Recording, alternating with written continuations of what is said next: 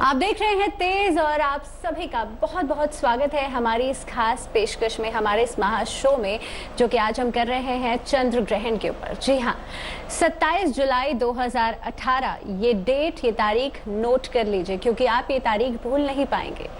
27 जुलाई को इस सदी का महाचंद्र ग्रहण पड़ रहा है, यानी कि इस सदी का सबसे लंबा और महत्वपूर्ण चंद्र ग्रहण पड़ रहा है। और मैं ऐसा क्यों कह रही हूँ, क्योंकि इस सदी के बाद यानी कि 2018 के बाद 2099 में ये चंद्र ग्रहण पड़ेगा। तो आप सभी के लिए बहुत इम्पोर्टेंट है, बहुत ज़रूरी है ये जानना कि इस ग्रहण का क्या असर आपके ऊपर पड़ेगा। तो इसके ऊपर चर्चा करने के लिए मेरे साथ स्टूडियो में जाने माने एस्ट्रोलॉजिस्ट मौजूद हैं। पंडित शैलेंद्र पांडे जी मौजूद हैं। पंडित जी, बहुत बहुत स्वागत है आपका। धन्यवाद, नमस्कार। श्रुति जी मौजूद हैं जो कि ज्योतिष आचार्य हैं। श्रुति जी, आपका भी बहुत बहुत स्वागत है। नमस्कार। और अभी दो एस्ट्रोलॉजर्स और हमारे साथ जुड़ने वाले हैं। पंडित सचिन शिरोमणि जी रहेंगे हमारे साथ, और साथ ही में भूषण कौशल जी भी हमारे साथ जुड़ेंगे। लेकिन हम इस चर्चा को आगे बढ़ाएंगे तो रात को पड़ने वाला ये जो चंद्र ग्रहण है, इसका टाइमिंग की बात की जाएगी, सूतक काल की बात करी जाएगी, और कई सारे योग इस चंद्र ग्रहण पर पड़ रहे हैं। हम क्यों इसे महाचंद्र ग्रहण कह रहे हैं?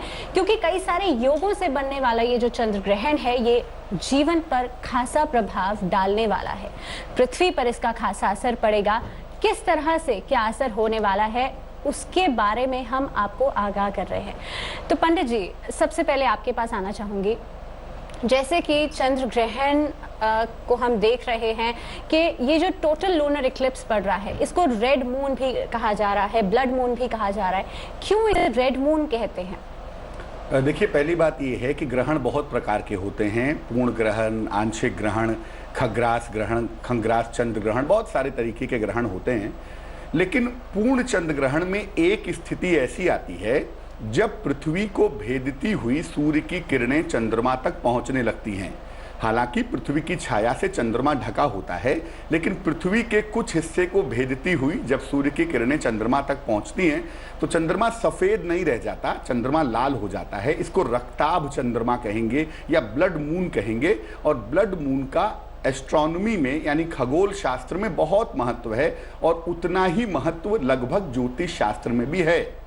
जैसा कि भावना जी अभी कह रही थी कि ये महाचंद्र ग्रहण है, उसके पीछे बड़े सारे कारण हैं, हम आगे चर्चा करते रहेंगे।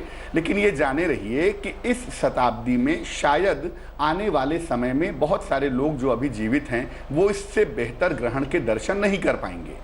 तो इसलिए इस मौके को गंवाने की ज़रूरत नहीं है। इसका सही इस्तेमाल करना है, सही प्रयोग करना है, और अगर आप ग्रहण का सही इस्तेमाल करें तो आपकी मुश्किलें भी दूर हो सकती हैं। आपको डरने की बिल्कुल भी आवश्यकता नहीं है। तो बिल्कुल सही कहा आपने शैलेंद्र जी कि इसे महाचंद्र ग्रहण इसलिए भी कहा जा रहा है क्योंकि कई सारे योग इसमें बन रहे हैं। उसके ऊपर चर्चा हम आगे करते रहेंगे। लेकिन श्रुति जी, मेरा सवाल आपसे रहेगा कि ग्रहण एक ऐसा शब्द है जो कि हमारे हिंदू धर्म में अगर हम देखते हैं तो ग्रहण से का नाम सुनते ही कई लोग डर जाते हैं। कई सारी भ्रांतियां इससे जुड़ी हुई हैं, मिथ्स इससे जुड़े हुए हैं।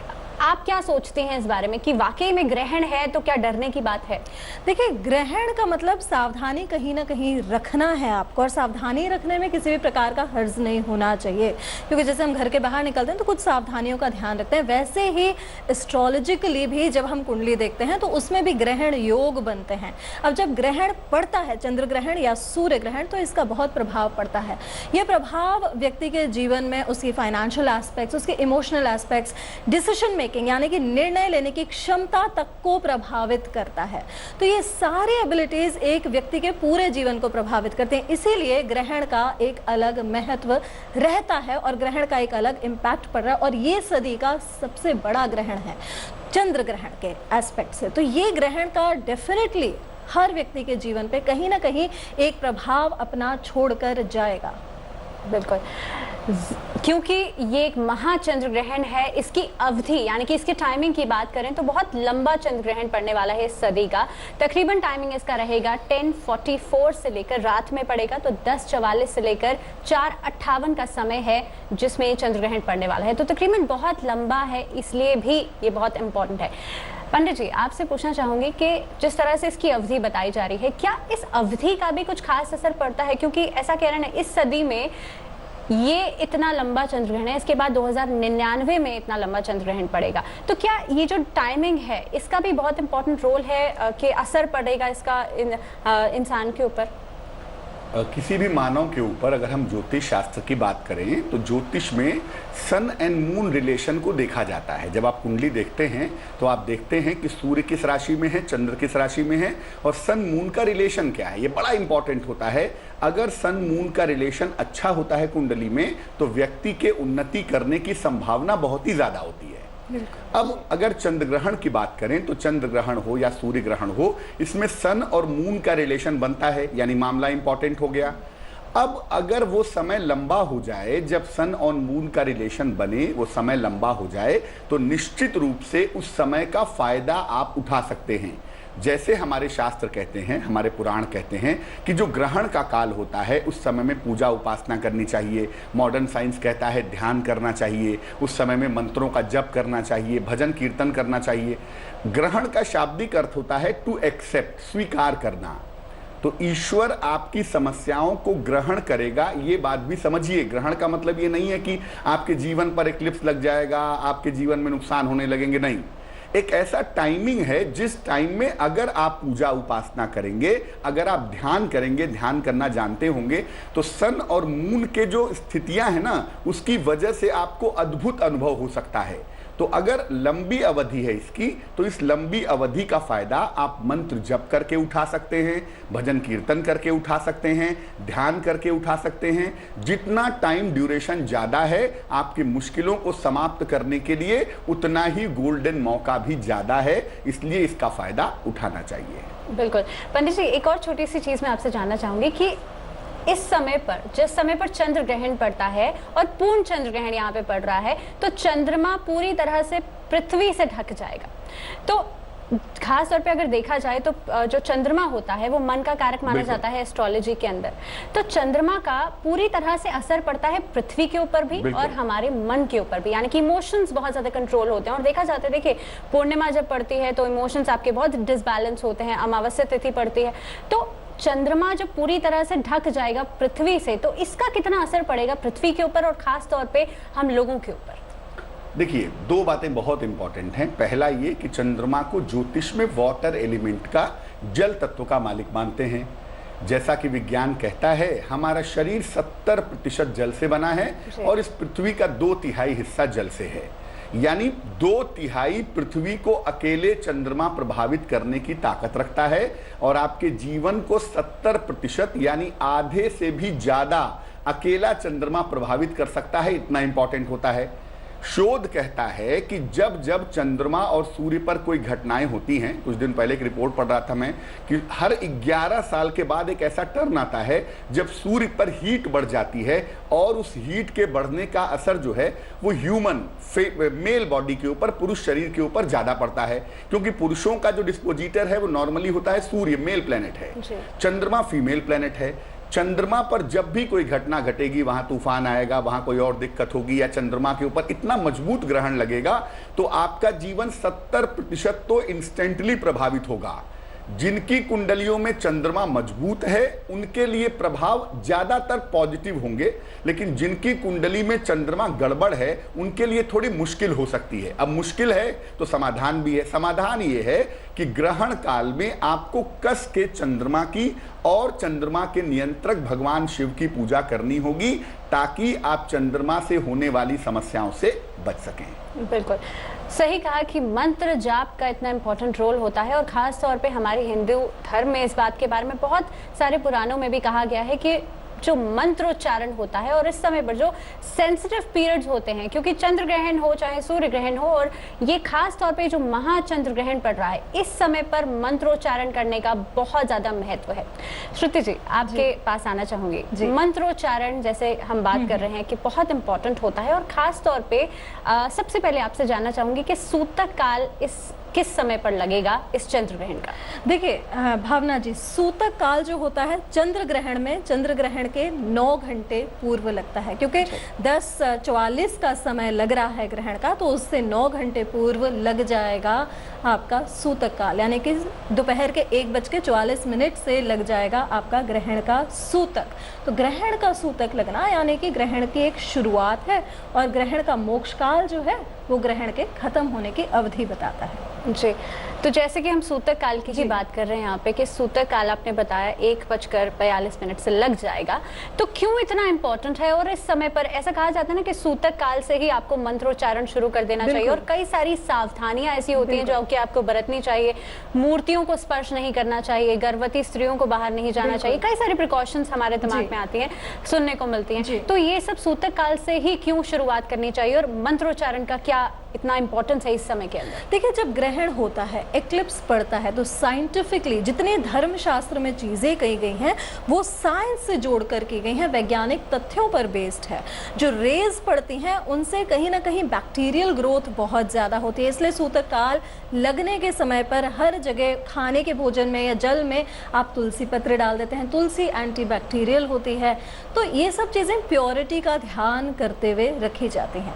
सूतक काल के समय रेज का प्रभाव आने लगता है, इसलिए कई लोगों को जिनका चंद्र, जैसे पंडित जी ने भी कहा, चंद्र नीच का है, तो उन्हें मन में तरह तरह की आशंकाएं, दुविधाएं, स्ट्रेस, एंग्जाइटी, डिप्रेशन, ये सारी चीज़ें बढ़ के बोलती हैं। और वहीं जब सूतक खत्म होता है, मोक्ष काल आता है, तो ये सब चीज़ों में आराम मिलता है। तो सूतक का समय है कि आप थोड़ा सा सावधान हो जाएं, केयरफुल हो जाएं। 9 घंटे पहले से ही इसका प्रभाव व्यक्तिगत जीवन में व्यक्ति अनुभव करता है। बिल्कुल, तो एक तरह की कॉस्मिक रेडिएशंस रिलीज होती हैं जिस समय पर चंद्र ग्रहण लगता है, क्योंकि चंद्रमा पूरी तरह से छुप जाता है पृथ्वी से, और जब वो कॉस्मिक रेडिएशंस आपके खाने के ऊपर, आपकी खासतौर पे पृथ्वी के ऊपर पड़ रही हैं, आपके शरीर के ऊपर पड़ रही हैं, तो वो कहीं ना कहीं पे नेगेटिव इफेक्ट डाल सकती हैं, क्योंकि बैक्टीरियाज उसके अंदर होते हैं। साथ ही में जैसे कि श्रुति जी ने कहा कि तुलसी दल, बेसिल लीव्स आपको ज़रूर यूज़ करनी चाहिए खाने की चीज़ों में, खासतौर पर वाइट कलर की चीज़ों में सबसे ज़्यादा यूज़ करनी चाहिए। इसके अलावा आपके लिए जरूरी है कि आप गंगा जल का छिड़काव भी जरूर करें, क्योंकि गंगा जल के अंदर बैक्टीरियोफेजेस पाए जाते हैं जो कि बैक्टीरियल ग्रोथ को खत्म करते हैं। ये एक तरह के वायरसेस होते हैं। तो ये मैं नहीं कह रही हूँ, ऐसा ऑलरेडी रिसर्च हो चुका है कि गंगा जल के अंदर बैक्टीरियोफेजेस होते हैं। पंडित जी, आपके पास आना चाहूंगी कि इस समय में चंद्र ग्रहण, महाचंद्र ग्रहण लगने वाला है 27 जुलाई को। कई सारे योग इस समय में बन रहे हैं, उन के ऊपर भी चर्चा करेंगे, लेकिन उससे पहले आपसे पूछूंगी कि ये जो योग बनते हैं, और कई लोगों की कुंडलियों में भी कई सारे पितृदोष हैं, केमद्रुम योग होता है, अगर उन योगों का अनुष्ठान या पूजा या उनके लिए जो निवारण है वो करवाना चाहते हैं, तो क्या ये समय उपयुक्त है? क्या ये समय सही है इनके निवारण के लिए चंद्र ग्रहण का? देखिए, चंद्र ग्रहण के जैसा कि श्रुति जी ने बताया कि 9 घंटे पहले सूतक शुरू हो जाता है जी। जिन देवी देवताओं की मूर्तियों की प्राण प्रतिष्ठा हुई होती है उनकी पूजा उपासना आप नहीं कर सकते, मंदिरों के पट बंद कर दिए जाते हैं, इसलिए किसी तरह का विशेष अनुष्ठान आप ग्रहण काल में नहीं कर सकते। ग्रहण काल में आप स्वयं पूजा कर सकते हैं, जितनी करना चाहें, उसमें कोई मनाही नहीं है। और शास्त्र एक बात पर बहुत इम्फेसिस करता है, जोर देता है कि अगर आप दीक्षा लेना चाहते हैं किसी गुरु से या कोई मंत्र लेना चाहते हैं तो ये समय बहुत इंपॉर्टेंट होता है, क्योंकि सन और मून के रिलेशन वाला मामला है। सूर्य माने चेतना, चंद्रमा माने मन, तो मन और चेतना को कंबाइन करने के लिए अगर कोई समर्थ गुरु आपको मिल जाए जो आपको इनिशिएट कर दे, जो आपको मंत्र दे दे, आपको दीक्षा दे दे, मंत्रों का ज्ञान करा दे, तो ये मामला तो बहुत ही सुंदर हो सकता है। लेकिन आप ये सोचें कि आप अनुष्ठान करेंगे, आप हवन करेंगे, आप यज्ञ करेंगे, ये सब ग्रहण के समाप्त होने के बाद ही होगा। यानी 28 तारीख को अर्ली मॉर्निंग 4:58 के बाद आप स्नान करेंगे। स्नान करने के बाद अगर कोई कर्मकांड करना चाहें, पूजा पाठ करना चाहें तो वो कर सकते हैं, लेकिन सूतक काल के शुरू होने के साथ ही अनुष्ठान और कर्मकांड वर्जित है। थोड़ी सावधानियां रखनी है, और जो पूजा उपासना करनी है वो अपने करेंगे, अपने लोगों के लिए करेंगे, उसमें किसी तरह के अनुष्ठान करने की अनुमति नहीं है। तो ये बहुत इम्पॉर्टेंट बात है, क्योंकि कई लोग ऐसे हैं जो कि इस समय में पूजा उपासना, खास तौर पे पूजा उपासना, जैसे कि पंडित जी ने बताया कि आप अपने आप में मंत्रोच्चारण सबसे इफेक्टिव होता है, ये कर सकते हैं, लेकिन किसी तरह का अनुष्ठान आपको नहीं करना है। श्रुति जी, जैसे कि बात कर रहे हैं कि चंद्र ग्रहण, महाचंद्र ग्रहण लगने वाला है और इस समय पर मंत्रोच्चारण का इम्पैक्ट बहुत ज्यादा पड़ता है, तो कौन से ऐसे खास मंत्र हैं जिनका उच्चारण इस समय पर कर लेना चाहिए? देखिए, कल का दिन जो है भावना जी, गुरु पूर्णिमा का भी दिन है। तो जैसे पंडित जी ने बताया कि स्वयं मंत्रोच्चारण करना है, तो बात बिल्कुल करेक्ट है। स्वयं मंत्रोच्चारण करने के लिए यदि आपके, जैसे शैलेंद्र जी ने कहा कि गुरु हैं या आप गुरु दीक्षा लेना चाहते हैं, तो कल गुरु पूर्णिमा के दिन दोपहर 2 बजे के पहले दीक्षा ले लें तो बहुत अच्छा है। मंत्रों की मैं बात करूँ, बिना दीक्षा कर लिया हुआ मंत्र जो है वो कहते हैं जैसे चिता की अग्नि पे खाना बनाना हुआ, तो उसको ग्रहण नहीं किया जाता। यदि आपके गुरु नहीं है तो कल आप गुम गुरुभ्यो नमः मंत्र का ध्यान जरूर करें, जब ज्यादा से ज्यादा मात्रा में करें। शिव को, नारायण को, जो आपके इष्ट हैं, उन्हें गुरु मान के पहले आप गुरु की पूजा करें। गुरु की पूजा के बगैर कोई भी पूजा समर्थ नहीं मानी जाती है। अच्छा गुरु मिलना भी एक कृपा की बात होती है। इसके अलावा षडाक्षरी मंत्र ओम नमः शिवाय, क्योंकि ये चंद्र ग्रहण है तो उस समय बहुत ही कारगर रहेगा। ये सिंपल बता रही हूँ मैं। इसके अलावा यदि चंद्र दोष चल रहा है तो ऐं क्लीं सौम सोमाय नमः, ये मंत्र बहुत ही कारगर रहेगा। खासकर जिन लोगों को चंद्र के कारण परेशानियां हो, चंचलता बहुत बढ़े, एंग्जाइटी, स्ट्रेस बहुत बढ़े, मन में भटकाव की स्थिति बने, तो ऐसे कोई भी मंत्र हो। यदि धन के लिए आप करना चाहते हैं, बिजनेस आपका स्लो चल रहा है, तो श्री सूक्त का पाठ करें, नारायण की पूजा करें, जो आपका जिसमें इंटरेस्ट हो। लेकिन मेरे पर्सनली सजेशन से मैं कहूँगी अथर्वशीर्ष का ग्रहण के काल में पाठ बहुत ही समर्थ रहता है, खासकर गणपति अथर्वशीर्ष का, क्योंकि गणपति अथर्वशीर्ष में 5 अथर्वशीर्ष का फल मिलता है और ग्रहण काल में एक जप का 1000 गुना फायदा मिलता है। और गणपति जी विघ्नों के नाशक हैं, तो सारे जीवन के जब विघ्न चले जाएंगे तो बाकी की सारी सुविधाएं अपने आप ही आएंगी। बिल्कुल, बहुत ही सुंदर एक्सप्लेनेशन दिया श्रुति जी कि कौन कौन से मंत्र ऐसे हैं जिनका उच्चारण आप कर सकते हैं और बिना दीक्षा लिए हुए मंत्र आप नहीं उच्चार करेंगे। इसी के साथ पंडित जी, अब बात कर लेते हैं अगर योगों की, तो जिस समय पर ये ग्रहण पड़ेगा, 27 योगों में से एक योग प्रीति योग और 11 करणों में से एक करण बालव करण इस समय पर पड़ रहा है। इसका क्या महत्व है और किस तरह से इफेक्ट हम देख सकते हैं कि इसका क्या इफेक्ट पड़ेगा, इस योग का और इस करण का क्या इफेक्ट पड़ेगा चंद्र ग्रहण के ऊपर? देखिए, चंद्रमा से ही तिथियों की गणना है, चंद्रमा से ही योगों की गणना है, चंद्रमा ही करण का भी स्वामी होता है और चंद्रमा ही तमाम पंचांगों के निर्माण के जिम्मेदार होता है। चंद्रमा और सूर्य को भी कह सकते हैं। अब ये ग्रहण एक तो पूर्णिमा के दिन लग रहा है, चंद्रमा पूर्णिमा के दिन ही ग्रसित होता है, तो ग्रहण पूर्णिमा के दिन है। चंद्रमा बैठा हुआ रहेगा मकर राशि में केतु और मंगल के साथ, और उसके ठीक सामने कर्क राशि में बैठे रहेंगे सूर्य। राहु का प्रभाव भी उसके ऊपर बना रहेगा। हालांकि महर्षि पराशर कहते हैं कि राहु की दृष्टि नहीं होती है, लेकिन इतना जरूर है कि भाई कर्क राशि में बैठा हुआ सूर्य और बुध भी चंद्र को प्रभावित करेगा। अब इसमें बड़ी इंटरेस्टिंग बात यह है कि चंद्रमा और बुध में 36 का आंकड़ा है। दोनों बिल्कुल अपोजिट प्लेनेट हैं, दोनों बिल्कुल आमने सामने हैं, इक्वल एक्सिस पर हैं और उसमें ग्रहण लग रहा है। तो इस ग्रहण का जो सबसे बड़ा प्रॉब्लम है, जो सबसे बड़ी समस्या है कि मन के दूषित होने की या मन के खराब होने की, बुद्धि के भ्रष्ट हो जाने की संभावनाएं बहुत ज्यादा हैं। और जिनकी कुंडलियों में चंद्र या बुध में से एक भी गड़बड़ है, उन्हें अगले 15 दिनों से लेके 1 महीने तक अपने निर्णयों पर बहुत ध्यान देना होगा। कोई निर्णय गलत ना हो जाए, किसी मुश्किल में ना पड़ जाए। बिल्कुल, तो इस समय में खास तौर पे बहुत ज़्यादा एहतियात आपको बरतनी है, बहुत सावधानी आपको बरतनी है। पंडित जी, आपने योगों की बात करी, तो कहीं ना कहीं पे हम उन योगों के बारे में भी चर्चा करेंगे, क्योंकि एक से कई ज़्यादा योग इस समय में बन रहे हैं, इस चंद्र ग्रहण में बन रहे हैं, उनके ऊपर चर्चा करेंगे। लगातार आप जुड़े रहिए हमारे साथ। इस वक्त छोटा सा ब्रेक अभी ले रहे हैं, लगातार तेज के साथ जुड़े रहिए, क्योंकि इसके बाद 2 और मेहमान हमारे साथ जुड़ेंगे। जैसे कि मैंने प्रोग्राम के स्टार्टिंग में कहा था, पंडित सचिन शिरोमणि जी, साथ ही में पंडित भूषण कौशल जी भी ब्रेक के बाद हमारे साथ रहेंगे। साथ ही में लेंगे आपकी कॉल्स। रुक रहे हैं एक छोटे से ब्रेक के लिए। लेटेस्ट खबरों के लिए यूं ही देखते रहिए तेज, और इस वीडियो के पसंद आने पर लाइक, शेयर एंड सब्सक्राइब करना ना भूलें।